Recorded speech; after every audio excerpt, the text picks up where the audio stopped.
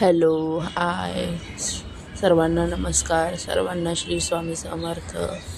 मी आशा तुमचं मनापासून स्वागत करते माझ्या नवीन अजून एका व्हिडिओमध्ये. तुम्ही सर्वजण चांगले मजेत आहात ना? असायलाच हवे. हे सकाळचं मॉर्निंगचं शूट होतं. हा व्हिडिओ कालचा आहे. व्हिडिओ शूट केलं पण एडिटिंग वगैरे करायला टाईम भेटला नव्हता, त्याच्यामुळे तसंच राहिला होता तो. तर आज सकाळी पाठवत आहे तुम्हाला. बघा मी फुलं दाखवत आहे तुम्हाला. जे दुसरं जास्वंदीचं झाड लावलं होतं ना, गावावरून आणून काढली, तेला पण फुल आलेलं आहे. आणि हे रेग्युलर आपली जास्वंदीची फुलं आहेत. सकाळ सकाळी उठून एडिटिंग करत आहे, त्याच्यामुळे असा आवाज येत आहे.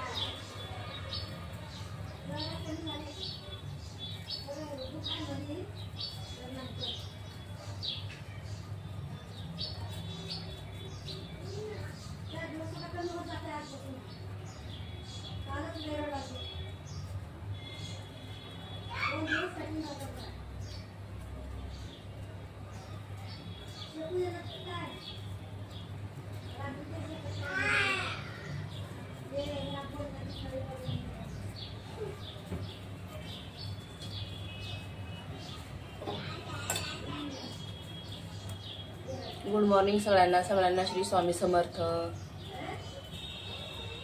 सकाळचे 7:30 झालेले आहेत. चहा बनवते मी इथे चहा पिण्यासाठी.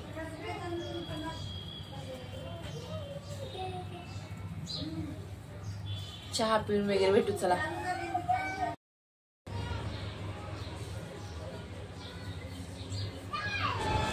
इथं माझा चहा वगैरे सर्व बनवून झालेला आहे. आता इथे स्वयंपाकाची तयारी करत आहे. मी भाकरी आणि बेसन बनवणार, त्यासाठी भाकरी बनवण्यासाठी मी पीठ घेतलेलं आहे. किचन ओटा वगैरे सर्व धुवून घेतलेला आहे. फक्त आता भाकरी थापायच्या आहेत, त्याच्यावर भाकरी बनवायची आहेत. भाकरी बनवण्यासाठी पीठ मळून घेते आणि गॅस बारीक करून तवा ठेवला होता. गॅस मोठा केला आहे.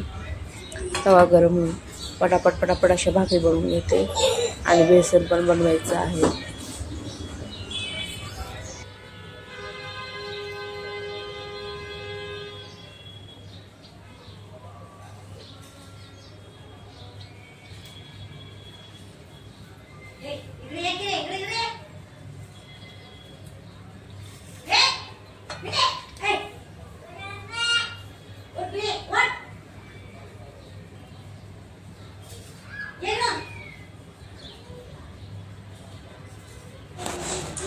इथे मी माझ्या भाकरी करून घेते पटापट.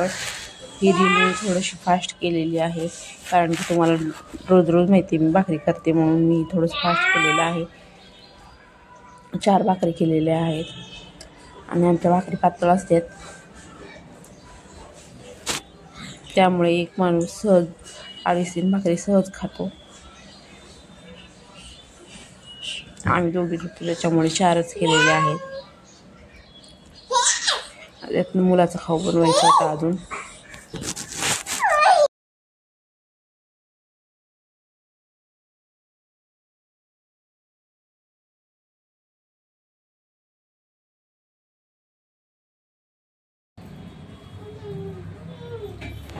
इथे मी बेसनची तयारी करत आहे. त्याच्यासाठी मी कांदा चिरून घेतलेला आहे, लसूण सोलून घेतलेला आहे, हिरव्या मिरच्या घेतलेल्या आहेत, त्याची देठं तोडत आहे. हिरव्या मिरच्या भरपूर दिवस झाले होते आणून, त्याच्यामुळे फ्रीजमध्ये ठेवल्यामुळे त्या ताड झाल्या होत्या, त्याची देठ लवकर निघत नव्हते. तर मी ती कैचीने कट करून घेते देठं. हिरवी मिरची कुटून घालणार आहे बेसनमध्ये. खूप छान होतं हिरवी मिरची आणि लसूण बेसनमध्ये कुटून घातल्यास मस्त होतं. एकदा ट्राय करून बघा तुम्ही अशाही पद्धतीने बेसन बनवून. तर चला इथे मी हिरवी मिरची वगैरे सर्व कुटून घेते खोलूमध्ये, मग तुम्हाला भेटते.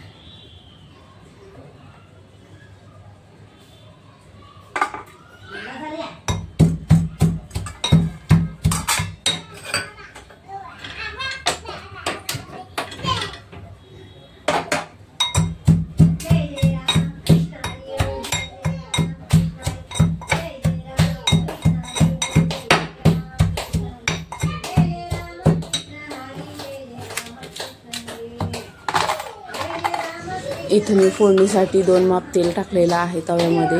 तव्यामध्येच तवा बेसनच बनवणार आहे. तव्यामध्ये बेसन बनवल्यास खूप छान चव लागते त्याची. तुम्ही एकदा नक्की ट्राय करून बघा. 2 माप तेल टाकलेलं आहे. त्याच्यामध्ये जिरे मोहरी वगैरे सर्व टाकायचं. कढीपत्ता, एवढी कोथिंबीर नव्हती, कोथिंबीरचा मी वापर करत नाही आहे. पण तव्यामध्ये बेसन बनवल्यास त्याची चव अप्रतिम लागते, खूपच छान लागते. आणि डायरेक्ट आपण फोडणी देतो ना त्या पाण्यामध्येच आपण पीठ कालवायचं.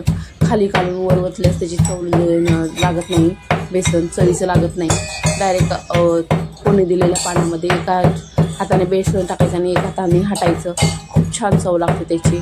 अशा प्रकारे केलेलं बेसन खूप आवडीने खातात सगळेजण. झाले माझी मिरची वगैरे वाटून कुटून. तर आता इथे मी फोडणी देणार आहे. त्यासाठी सर्वप्रथम मी जिरे मोहरी आणि कांदा वगैरे टाकून घेणार आहे. कांदा टाकल्यास मग ती कुटलेली हिरवी मिरची टाकून देणार आहे त्याच्यातच. हे बघा मी खिडकी ओपन केली तर किती उजेड पडलेला आहे. आणि आज दिवसभर आभाळ ये जा करते. आभाळ खूप ये जा करत होतं, त्याच्यामुळे उजेड अंधार पडत होता. जिरे मोहरी टाकलेली आहे. आता मी कांदा टाकून घेते.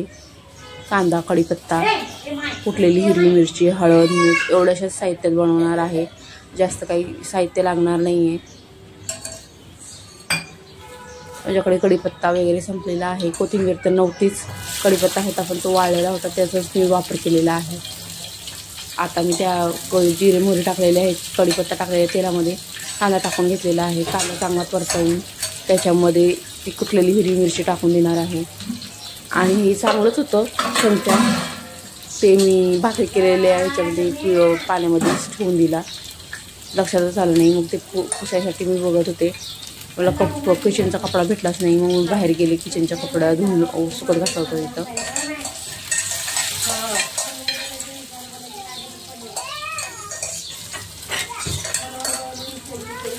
हे बघा हिरवी मिरच्या पण माझ्याकडे जास्त नव्हत्या, त्या पिकलेल्याच होत्या थोड्या अर्ध्या, त्याच्यामुळे त्या तशाच वाटल्या.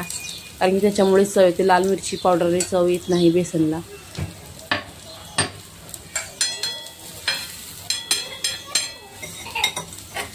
याला तवा बेसन म्हणतात. कढईमध्ये पण करू शकतो आपण, पण काही कढईमध्ये एवढं चव लागत नाही. तव्यातली खूप छान चव लागते बेसनची.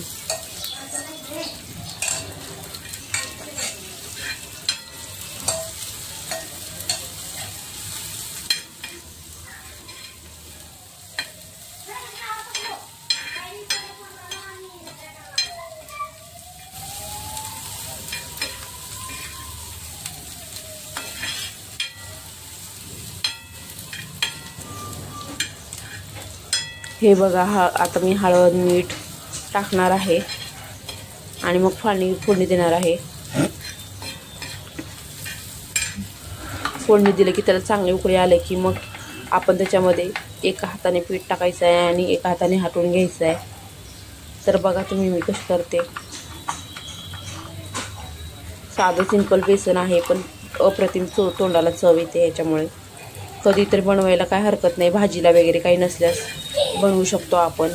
माझ्याकडे भाजीला काही नव्हतं म्हणून मी बेसन बनवायचं ठरवलं होतं. आणि भाज्या खाऊन खाऊन बोर झाल्यास कधीतरी बनवू शकतो आपण. बेसनाच्या पोळ्या बनवायच्या ठरवल्या होत्या आधी, पण बेसनाच्या पोळ्याला खूप वेळ लागेल म्हणून मी मग बेसन बनवायचं ठरवलं.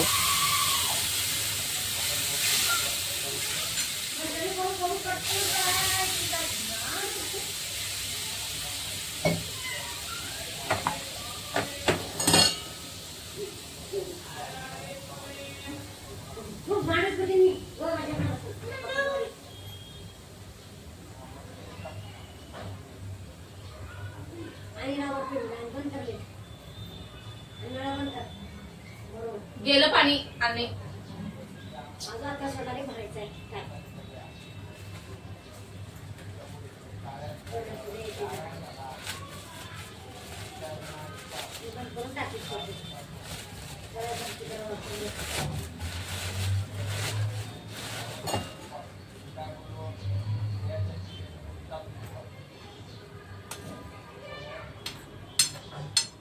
लेकरांच्या आज हातपाय पुसून घेऊन कपडे चेंज करते.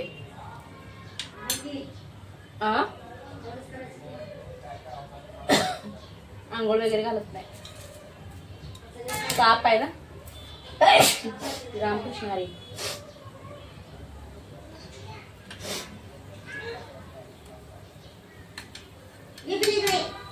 हे बघा, पाण्याला वगैरे फोडणी देऊन झाल्यानंतर मी एका हाताने बेसन टाकत आहे आणि दुसऱ्या हाताने हटवून घेत आहे चमच्याच्या साहाय्याने. गुठळ्या न होता व्यवस्थित हटल्यास गुठळ्या होत नाही. थोडं थोडं टाकायचं अगदी बेसन. थोडं थोडं बेसन टाकत तो हलवत जायचं आहे. आपल्याला एकत्र एकदाच बेसन टाकायचं नाही आहे, तर थोडं थोडं थोडं थोडं हाताने स्प्रेड करायचं बेसन. मग एक हाताने हलवायचं आहे.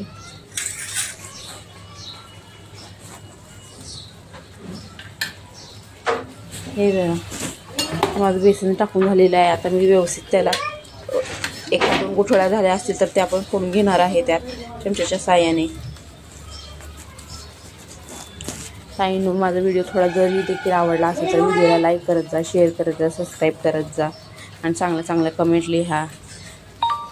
तुमच्यासारखीच मी पण एक गृहिणी आहे. घरात बसून काय करायचं तर करायचं म्हणून हा मार्ग निवडलेला आहे. तर मला प्लीज तुमच्या सपोर्टची खूप गरज आहे. तुम्ही सर्वांनी मला सपोर्ट करा. शिवाय माझी 2 लहान मुलं आहेत. मी त्या 2 लहान मुलांना बघून मग मी उरलेल्या वेळेत हे करते. तर प्लीज मला तुमच्या सपोर्टची मदतची खूप गरज आहे. माझ्या चॅनेलला सबस्क्राईब करा, लाईक करा, शेअर करत जा, चांगल्या चांगल्या कमेंट लिहत जा. म्हणजे मला जास्त अजून उत्साह येईल किंवा व्हिडिओ बनवण्यासाठी आणि चांगले चांगले व्हिडिओ बनवता येईल मला. बनवण्यास म्हणजे हेल्प होईल तुमच्या प्रोत्साहनामुळे. तर सर्वांना श्री स्वामी समर्थ.